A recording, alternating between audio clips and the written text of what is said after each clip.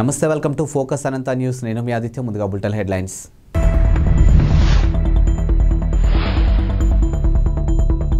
ప్రపంచవ్యాప్తంగా పెరుగుతున్న కరోనా కేసులు కారణం వెల్లడించిన WHO.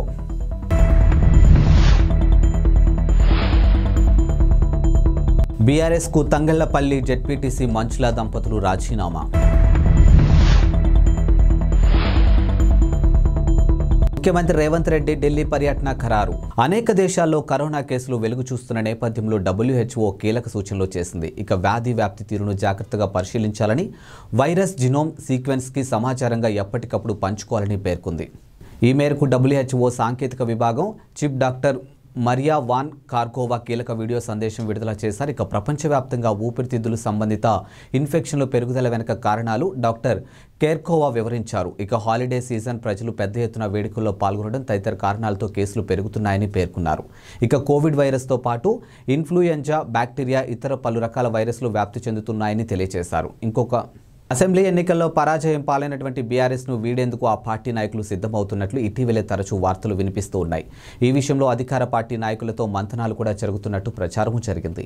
మాజీ మంత్రి మల్లారెడ్డి వంటి నాయకులు కాంగ్రెస్కు మద్దతిస్తామని బాహాటంగానే ప్రకటించారు. ఇక తాజాగా రాజన్న సిరిసిల్ల జిల్లా తంగళ్లపల్లి మండల జెడ్పీటీసీ పుర్మాని మంచుల జిల్లా క్రికెట్ అసోసియేషన్ అధ్యక్షుడిగా ఉన్నటువంటి ఆమె భర్త పుర్మాని లింగారెడ్డి బీఆర్ఎస్కు టాటా చెప్పేశారు. ఇక నిన్న పార్టీకి రాజీనామా చేశారు. ఇక మంజుల 2 సార్లు తంగలంపల్లి జెడ్పీటీసీగా గెలుపొందారు. ఇక రాజీనామా అనంతరం మంజుల దంపతులు మాట్లాడుతూ పార్టీలో తమకు సరైన గుర్తింపు లభించడం లేదని, అందుకే రాజీనామా చేసినట్టు తెలిపారు. వీరిద్దరూ త్వరలోనే కాంగ్రెస్ పార్టీలో చేరబోతున్నట్టు ప్రచారం జరుగుతుంది. తెలంగాణ ముఖ్యమంత్రి రేవంత్ రెడ్డి ఢిల్లీ పర్యటన ఖరారైంది. ఈ నెల 17న ఆయన దేశ రాజధాని ఢిల్లీ వెళ్లనున్నారు. ఈ మేరకు ముఖ్యమంత్రి కార్యాలయం అధికారికంగా ప్రకటించింది. ఇక మంత్రివర్గ విస్తరణ గురించి హైకమాండ్తో ఆయన చర్చించనున్నారు. మంత్రివర్గ కసరత్తు ఇప్పటికే పూర్తయినట్టు తెలుస్తుంది. ఇక హోం, విద్య, సాంఘిక సంక్షేమ, మున్సిపల్ వంటి కీలక శాఖలు ఇంకా పెండింగ్లోనే ఉన్నాయి. నామినేటెడ్ పదవుల గురించి కూడా అధిష్టానంతో చర్చించే అవకాశం ఉంది. ఇక లోక్సభ ఎన్నికలను దృష్టిలో పెట్టుకుని పదవులు పంపిణీ జరుగుతున్నట్టు సమాచారం. రేవంత్ రెడ్డి ప్రభుత్వం కొలువు తీరాక డ్రగ్స్ పై ప్రత్యేక దృష్టి సారించింది. ఇక మాదక ద్రవ్యాలు ఉక్కుపాదం మోపుతామని, తెలంగాణను డ్రగ్స్ రహిత రాష్ట్రంగా తీర్చిదిద్దామని, డ్రగ్స్తో దొరికితే ఎంతటి వారైనా వదిలిపెట్టేదే లేదని హెచ్చరించారు. హైదరాబాద్ పోలీస్ కమిషనర్ కొత్తకోట శ్రీనివాసరెడ్డి కూడా ఇలాంటి ప్రకటన చేశారు. ఇక ఈ నేపథ్యంలో గత రాత్రి హైదరాబాద్ జూబ్లీహిల్స్, బంజారాహిల్స్లోని పలు పబ్బులపై పోలీసులు దాడులు నిర్వహించారు. తనిఖీల్లో తొలిసారి స్నీపర్ డాగ్స్ను ఉపయోగించారు. ఇక న్యూ ఇయర్ వేడుకలు సమీపిస్తుండటంతో సెలబ్రేషన్స్ కోసం పబ్లు సిద్ధమవుతూ ఉన్నాయి. వేడుకల్లో మాదక ద్రవ్యాలు, గంజాయి వంటి విస్తృతంగా ఉపయోగించే అవకాశం ఉందని, పెద్ద ఎత్తున వాటి క్రయ విక్రయాలు జరిగే అవకాశం ఉందని వచ్చిన సమాచారంతో జూబ్లీహిల్స్లోని రోడ్ నెంబర్ 10, 36, 45లోని పలు పబ్లో పోలీసులు తనిఖీలు నిర్వహించారు. ఇక తనిఖీలకు సంబంధించినటువంటి వివరాలను పోలీసులు త్వరలో వెల్లడించనున్నారు. టీడీపీ యువనేత నారా లోకేష్ చేపట్టిన యువగలం పాదయాత్ర నేటితో ముగియనుంది. ఇక విశాఖలోని శివాజీనగర్లో యాత్ర పరిసమాప్తం కానుంది. ఈ ఏడాది జనవరి 27న కుప్పంలో శ్రీ వరదరాజేశ్వర స్వామి పాదాల చెంతన ప్రారంభమైన యాత్ర 97 అసెంబ్లీ నియోజకవర్గాలు, 232 మండలాలు, 2028 గ్రామాల మీదుగా కొనసాగింది. ఇప్పటి వరకు 3032 కిలోమీటర్ల మేర పాదయాత్ర కొనసాగింది. ఇక 70 బహిరంగ సభల్లో లోకేష్ ప్రసంగించారు. ఇక చంద్రబాబు అరెస్టు నేపథ్యంలో పాదయాత్రకు 79వ రోజు పాటు తాత్కాలిక విరామాన్ని ఇచ్చారు. పాక్లో తలదాచుకుంటున్నటువంటి Mumbai underworld don Dawood Ibrahim ఆసుపత్రి పాలైనట్లు తెలుస్తుంది. ఇక విషప్రయోగం కారణంగా అతడి ఆరోగ్యం క్షీణించినట్టు వదంతులు బయలుదేరాయి. ఇక దావూద్ ఇబ్రహీం కరాచీ ఆసుపత్రిలో చేరినట్లు పాక్ జియో టీవీ పేర్కొంది. ఇక అతడిపై విషప్రయోగం జరిగినట్టు వ్యాపిస్తున్నటువంటి వదంతుల గురించి కూడా ప్రస్తావించింది. 1996లో ముంబై వరుస పేలులకు కారకుడైనటువంటి దావూద్ ఇబ్రహీం కరాచీలో తలదాచుకుంటున్న విషయం తెలిసిందే. ఇక పాక్ సాయంతో దావూద్ భారత్లో పాటు అంతర్జాతీయ దర్యాప్తు సంస్థలకు చిక్కకుండా తప్పించుకుని తిరుగుతూ ఉన్నాడు.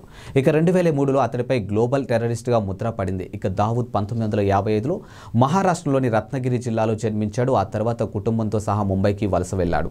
1970లో ముంబై అండర్ వరల్డ్లో అతడు అంచెలంచెలుగా ఎదిగాడు. క్రమక్రమంగా తన పరపతిని పెంచుకుంటూ వెళ్లాడు. ఇక కనీవిని ఎరుగని దారుణాలకు పాల్పడే అతడి గ్యాంగ్కు అప్పట్లో డి కంపెనీగా పేరు స్థిరపడింది.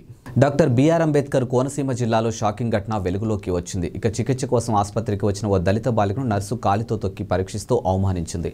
జిల్లాలోని కాట్రేని కోనకు చెందినటువంటి నేలపాటి భాస్కర్రావు తన 10 ఏళ్ల మనవరాలు కాలు నొప్పితో బాధపడుతుంటూ ఆదివారం స్థానిక ప్రభుత్వ ఆరోగ్య కేంద్రానికి తీసుకుని వెళ్లాడు. అయితే అక్కడున్న నర్సు మణికుమారి మాత్రం చిన్నారి కాలును తన కాలితో తొక్కి పరీక్షించింది. ఇక చికిత్స ఏమీ చేయకుండానే అమలాపురం ఆసుపత్రికి తీసుకెళ్లమని సూచించింది. దీంతో భాస్కర్రావు నర్సుపై ఆగ్రహం వ్యక్తం చేశారు. ఇక రోగిని అవమానించినందుకు పై అధికారులకు ఫిర్యాదు చేస్తామని హెచ్చరించారు. దీంతో నర్సు క్షమాపణ చెప్పింది. కాగా సదరు నర్సు డిప్యుటేషన్పై తమ ఆసుపత్రిలో పనిచేస్తుందని ఆసుపత్రి వైద్యుడు నిఖిత తెలిపారు. ఇలాంటి సంఘటన సంఘటనలు మళ్లీ జరగకుండా చూస్తామని చెప్పారు. యువగలం పాదయాత్రను కొనసాగిస్తున్న టీడీపీ జాతీయ ప్రధాన కార్యదర్శి నారా లోకేష్ కుడి చేతికి ఆదివారం స్వల్ప గాయమైంది. అభిమానులకు అభివాదం చేస్తున్న సమయంలో ఓ వ్యక్తి లోకేష్ చేతిని అందుకొని బలంగా నొక్కడంతో ఈ గాయమైంది. చీలమండం నరంపై ఒత్తిడి పడడంతో స్వల్పంగా వాపు వచ్చింది. ఇక పాదయాత్ర పరవాడ మండలంలోకి ప్రవేశించిన సమయంలో ఈ ఘటన చోటు చేసుకుంది. అయినప్పటికీ లోకేష్ పాదయాత్రను యథావిధిగానే కొనసాగించారు. ఇక గాయానికి ఐస్ ముక్కలతో మర్దన చేస్తూ ముందుకు కదిలారు. అయితే అభిమానులతో కరచలనానికి ఎడమ చేతిని ఉపయోగించారు. కాగా యువగలం పాదయాత్ర 225 రోజు తోటాడ స్మార్ట్ సిటీ నుంచి మొదలుపెట్టారు. బరణికం గ్రామం వద్ద పాదయాత్ర పెందుర్తి అసెంబ్లీ నియోజకవర్గంలోకి ప్రవేశించింది. ఈ సందర్భంగా టీడీపీ జనసేన శ్రేణులు పెద్ద ఎత్తున స్వాగతం పలికారు. Tirusapalli Venkatapuram Paravada Gorlavanipalem Chintala Gorlavanipalem Jujuvanipalem Desapatrunipalem steel plant gate sector 10 bus stop sector 5 complex మీదుగా పాదయాత్ర సాగింది. పరవాడ సంతబయలు వద్ద పంచగ్రహాల ప్రజలతో లోకేష్ సమావేశం మేరకు ఎల్జీ ఫాలిమర్స్ బాధితులకు పరవాడ గ్రామ డ్వాక్రా మహిళలకు కాపు సామాజిక వర్గీయులకు నిరుద్యోగులు వారి సమస్యలపై లోకేష్కు వినతి పత్రాలు అందించారు. ఇక టీడీపీ ప్రభుత్వం 3 నెలల్లో అధికారంలోకి వస్తుందని న్యాయమైన వినతులు పరిశీలిస్తామని ఆయన హామీ ఇచ్చారు. గాజాలో అతిపెద్ద సొరంగాన్ని గుర్తించామని ఇజ్రాయెల్ సైన్యం ఆదివారం ప్రకటించింది. ఇక సరిహద్దు వద్ద ఎరేజ్ క్రాసింగ్ కు 400 మీటర్ల దూరంలో దీన్ని గుర్తించినట్లు వెల్లడించింది. ఇక చిన్న వాహనాలు సునాయాసంగా ప్రయాణించేంత పెద్దదిగా ఈ సొరంగం ఉందని వివరించింది. ఈ సొరంగం నిర్మాణానికి కొన్నేళ్లు పట్టి ఉండొచ్చని, భారీగా నిధులు ఖర్చయి ఉండొచ్చని ఇజ్రాయెల్ సైన్యం భావిస్తోంది. అక్టోబర్ 7న దాడుల సూత్రధారి హమస్ చీఫ్ సోదరుడు మహ్మద్ ఈ ప్రాజెక్టుకు నేతృత్వం వహించినట్లు సైన్యం వెల్లడించింది. ఈ సొరంగం తాలూకా వీడియోను కూడా ఇజ్రాయెల్ సైన్యం విడుదల చేసింది. సొరంగంలో భారీ ఎత్తున ఆయుధాలు కూడా లభ్యమయ్యాయని ఇజ్రాయెల్ అధికారులు తెలిపారు.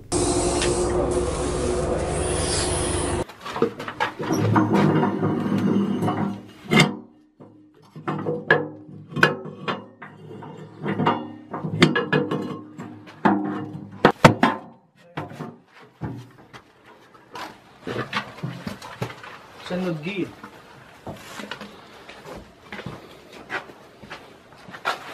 جميل الزوايا خلاص عادي ايش انا في ميه هنا يا جماعه هي هذه الميه نشفه اي لا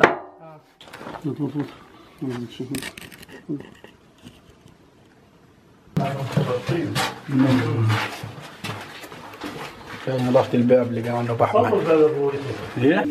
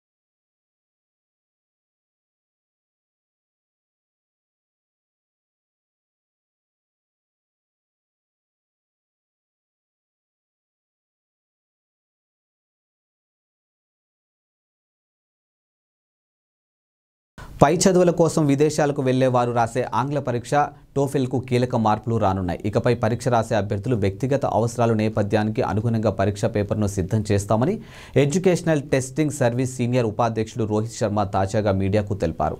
ఉదాహరణకు జర్మనీ భారత్ విద్యార్థులకు వారి పూర్వపరాపాలకు అనుగుణంగా వేరువేరు పరీక్షలు పేపర్లు ఉంటాయని వివరించారు. అభ్యర్థి చదవబోయే కోర్సుకు అనుగుణంగా కూడా మార్పులు ఉంటాయని వివరించారు. ఇక పరీక్షలో ఆర్టిఫిషియల్గా ఇంటెలిజెన్సీ సాంకేతికాలను ఉపయోగించుకుంటామని పేర్కొన్నారు. టీడీపీ అధినేత చంద్రబాబు హైదరాబాద్లో జనసేన పవన్ కళ్యాణ్ ఇంటి ఇంటికి రావడం రాజకీయ వర్గాల్లో చర్చాంశనీయంగానూ మారింది. ఈ భేటీపై జనసేన పార్టీ రాజకీయ వ్యవహారాల కమిటీ చైర్మన్ నాదెండ్ల మనోహర్ మీడియాకు వివరాలు తెలిపారు.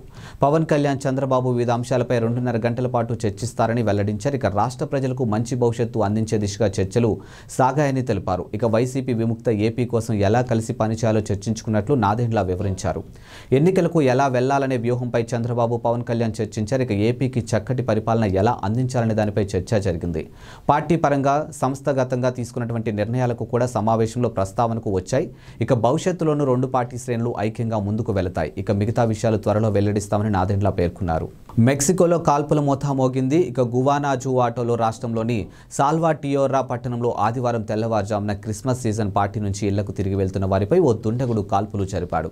ఈ ఘటనలో 16 మంది మృత్యువాత పడ్డారు. పలువురికి తీవ్రంగానూ గాయపడ్డారు. ఓసాడా అని పిలిచే క్రిస్మస్ పార్టీ తర్వాత ఈవెంట్ హల్చల్ నుంచి జనాలు బయటకు వస్తున్న సమయంలో దుండగుడు కాల్పులకు తెగపడ్డాడని స్థానికులు మీడియా కథనాలు వెల్లడించాయి.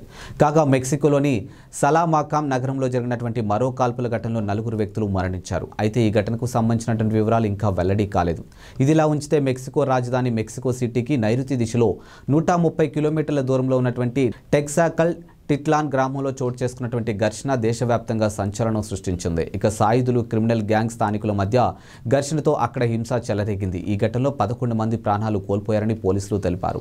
వేట కొడవళ్లు, వేట తుపాకీలతో దాడులు చేసుకున్నారు. ఈ ఘటనకు సంబంధించినటువంటి దృశ్యాలు సోషల్ మీడియా మాధ్యమాల్లో చక్కర్లు కొడుతున్నాయి. ఇవాల్టి బులెటిన్ అప్డేట్స్. మరో బులెటిన్తో మళ్ళీ కలుద్దాం. అంతవరకు సెలవు. నమస్కారం.